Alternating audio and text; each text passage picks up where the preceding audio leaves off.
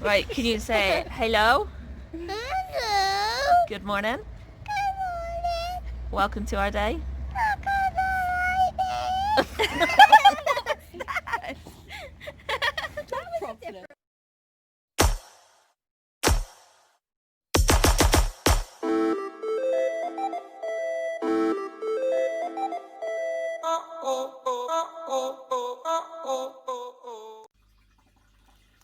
We have another letters from afar.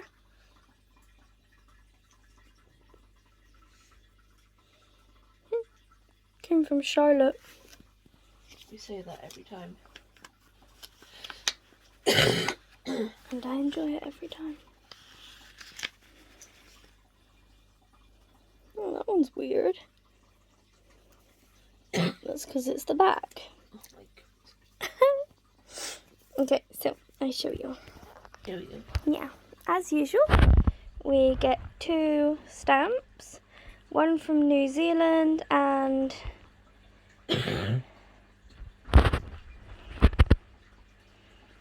Is it the little green one? this green one is from New Zealand. And Let me see. that one with a horn on it. Look. I can't see from that far. Why do you have such bad eyesight then? Germany, it says Deutsch. Does it? It goes Deutsch to something reach. Deutsch reach. Okay. I didn't know that's what that said. That writing's really hard to read. But Germany. Do you know what? You're probably not going to believe me, but I was going to say Germany because I recognise the horn thing. You're right, I don't believe you. I didn't think you would. What is it I with don't Germany? know. It just made me think of like when they have beer fest. What has beer got to do with horns? Well, because they blow horns at beer fest. What I heard of. Horn blowing. That sounds horrible. Yeah, maybe don't say that again. So.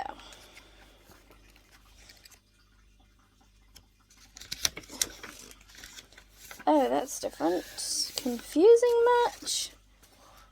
Wow, that's awesome.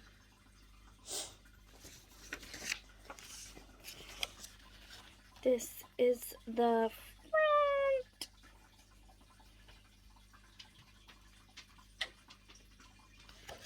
And this is the back.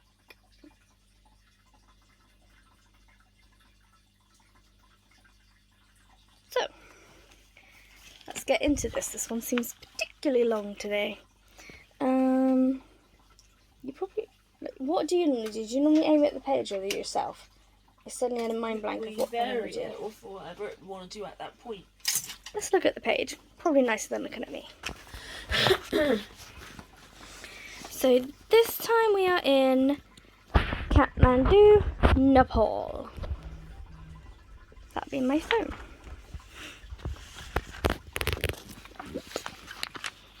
Namaste. As I write you this letter, my fingers are quite numb as I huddle next to the fire for warmth. The wind outside is howling, and snow flurries are settling on the frozen tundra. My fellow travellers and I have set up their camp for the night, and one of them just threw a heaping pile of yak dung onto the fire to warm the air around us. That sounds charming. Yeah. Although, Those dog treats. yeah. Although I am quite chilled, my heart is full because at last I am on an adventure that every traveller dreams of. I am going to climb Mount Everest. My journey started in the loud and bustling city of Kathmandu, the largest in Nepal, a country just north of India. Nepal, which I didn't know was just north of India. Nepal is known for many things, but most know it as the home of the Himalayas. Standing chief amongst these mighty mountains is the tallest in the entire world. Mount Everest.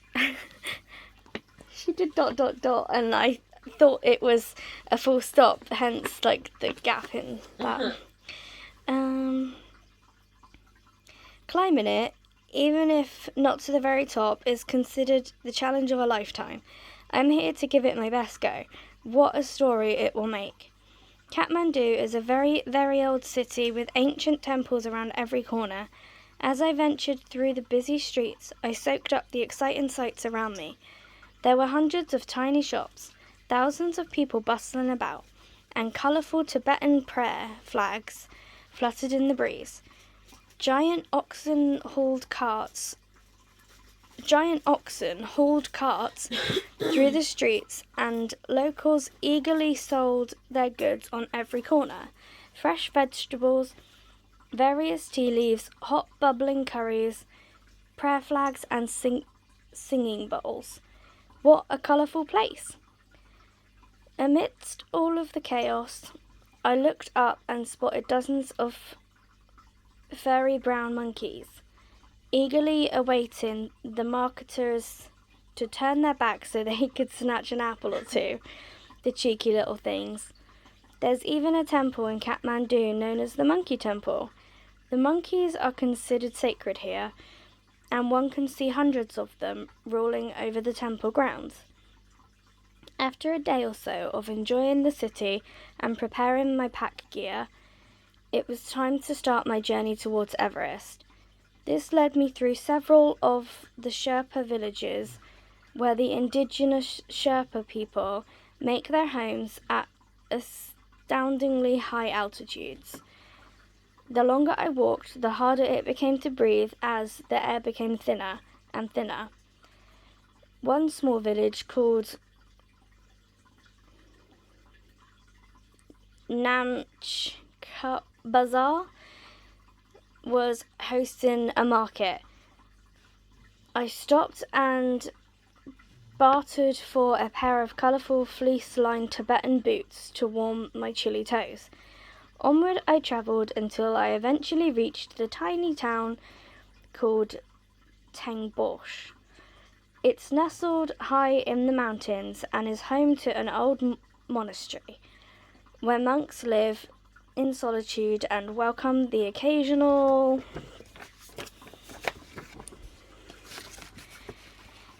weary hiker. It's this monastery that marks the beginning of the difficult climb up to Everest Base Camp, and many travellers meet here to continue the journey together. That night I stayed in a traditional tea house and was greeted with a warm bowl of vegetable curry, rice, and a steaming cup of black tea. I met several other travellers who were just as eager as I was to attempt the climb. We huddled around the fire, wrapped in furs and blankets, and shared our adventures, stories, and the occasional chuckle, all while planning the next day's excursion. The following morning, after a hearty helping of rice porridge for breakfast, we continued the trek as a group, making our passage up gullies and over boulder fields.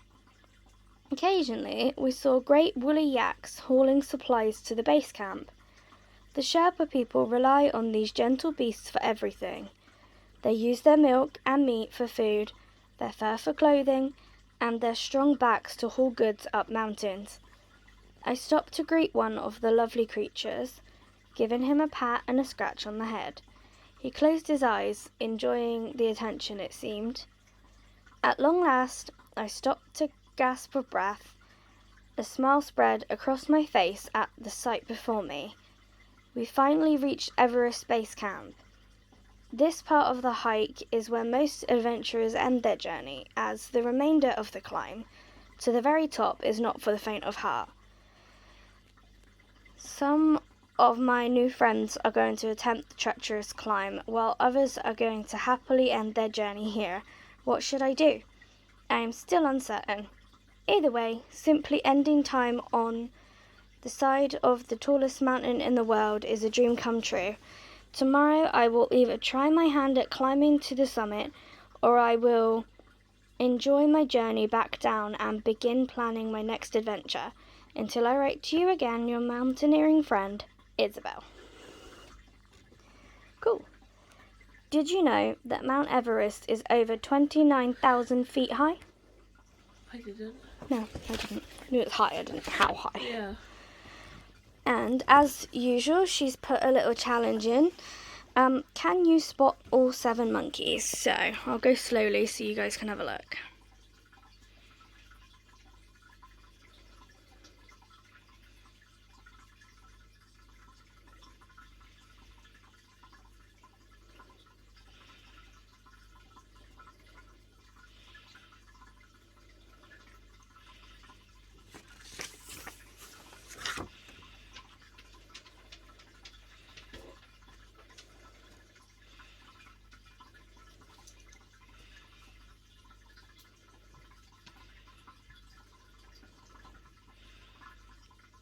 And that's the letter. Looking at it like that, through the screen, I found 6. So I'm missing 1. So, should we see? No, I found it. I found 7 monkeys. Should we see if Charlie can find them all?